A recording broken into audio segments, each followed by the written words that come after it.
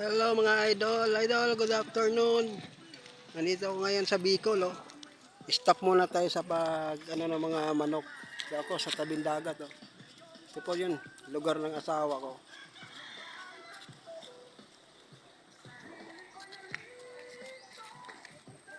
Yan mga idol.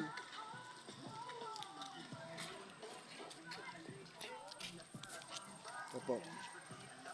Ito yung nila. Yan po yung lupa nila.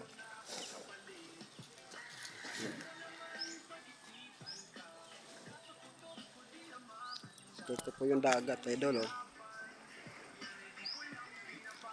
Dati wala pa tong wala pa tong sihol, yung dito pa ako nakatira eh. Ayun, ganda na. Dito na may sihol na po rito. Oh, yan.